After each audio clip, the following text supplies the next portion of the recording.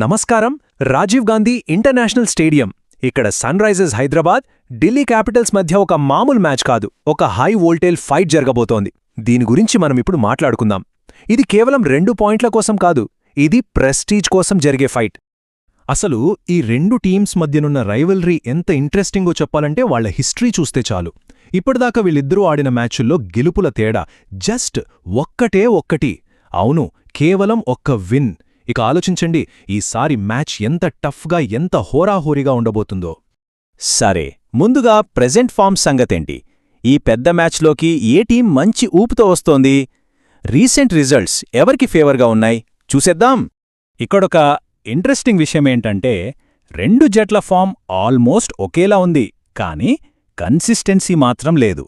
హైదరాబాద్ వాళ్ళ లాస్ట్ 5 మ్యాచ్లలో 3 గెలిచింది, ఢిల్లీ కూడా సేమ్ అంతే. అంటే ఏంటి? రీసెంట్ ఫామ్ ప్రకారం చూస్తే ఏ టీంకి క్లియర్ ఎడ్జ్ లేదు. ఇదే మ్యాచ్ను ఇంకా అన్ప్రెడిక్టబుల్గా మార్చేస్తోంది. ఓకే, ఇక టీమ్స్ ఫైట్ నుంచి ప్లేయర్స్ ఫైట్కి వద్దాం. ఈ లీగ్లోనే most dangerous wicket keeper batters ఇద్దరి మధ్య జరగబోయే పోరు మీదే అందరి కళ్ళు ఉన్నాయి. ఈ నెంబర్స్ చూడండి. హెన్రిచ్ క్లాసెన్ ఎంత డేంజరస్ ఫామ్లో ఉన్నాడో క్లియర్గా అర్థమవుతోంది కదా. ముఖ్యంగా మిడిల్ ఓవర్స్లో స్పిన్నర్లను టార్గెట్ చేసి పరుగులు పిండుతున్నాడు. మరోవైపు ఢిల్లీ కెప్టెన్ రిషబ్ పంత్ కూడా మంచి టచ్లోనే ఉన్నాడు. కానీ క్లాసెన్ స్కోరింగ్ రేటు ముందు పంత్ కొంచెం వెనకబడ్డాడు. ఢిల్లీ బౌలర్లు గనక క్లాసెన్ను తొందరగా అవుట్ చేయలేకపోతే ఇక మ్యాచ్ స్వరూపమే మారిపోతుంది. సరే, ఇప్పుడు ఫామ్ గురించి మాట్లాడాం కాదా, ఇప్పుడు కాస్త వెనక్కి వెళ్దాం. 2008 నుంచి ఈ రెండు ఫ్రాంచైజీల మధ్య పోటీ ఎంత నువ్వా నేనా అన్నట్టు సాగిందో ఒకసారి చూద్దాం. ఈ లాంగ్ రైవల్రీలో ఈ రెండు టీమ్స్ మొత్తం 26 సార్లు ఫేస్ టు ఫేస్ తలపడ్డాయి. మరి ఈ 26 మ్యాచ్లలో ఎవరిది పైచేయి? లెక్కలేం చెబుతున్నాయో చూద్దామా? ఆ 26 మ్యాచ్లలో సన్ రైజర్స్ హైదరాబాద్ 13 విజయాలతో జస్ట్ చిన్న ఆధిక్యంలో ఉంది. ఇది వాళ్లకు పేపర్ మీద ఒక చిన్న ఎడ్జ్ ఇస్తుందన్నమాట. కానీ కథ ఇక్కడితో అయిపోలేదు. అసలు పాయింట్ ఇక్కడే ఉంది. ఢిల్లీ క్యాపిటల్స్ సరిగ్గా 12 విజయాలతో వాళ్ల వెంటే ఉంది. తేడా కేవలం ఒక్క గెలుపు. ఇది మామూలు రైవల్రీ కాదు, ఇది దశాబ్దాలుగా సాగుతున్న ఒక యుద్ధమని చెప్పడానికి ఈ నంబర్సే పెద్ద ప్రూఫ్.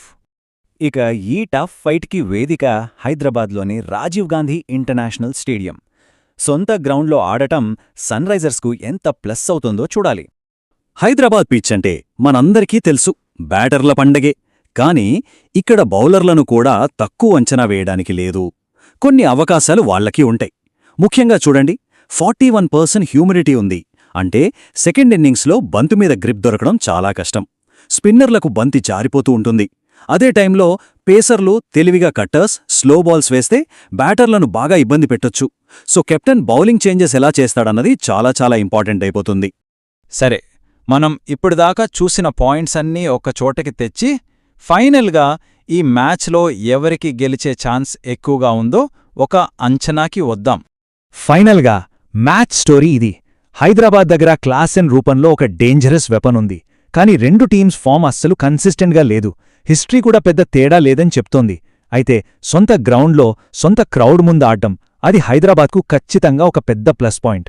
ఢిల్లీ స్పిన్నర్లు, ముఖ్యంగా కుల్దీప్ యాదవ్, క్లాసెన్ను ఎలా ఆపుతారనే దానిమీద మ్యాచ్ ఫలితం ఆధారపడి ఉంటుంది. చూసిన ప్రతి యాంగిల్ ఈ మ్యాచ్ లాస్ట్ బాల్ వరకు వెళ్తుందనిపిస్తోంది. ఫామ్, హిస్టరీ, ప్లేయర్ బ్యాటిల్స్ అన్నీ కూడా ఈక్వల్గా ఉన్నాయి. మరి ఈ యుద్ధంలో గెలిచి ఈ రైవల్రీ నెక్స్ట్ చాప్టర్లో హీరోగా ఎవరు నిలుస్తారు? Let's wait and see.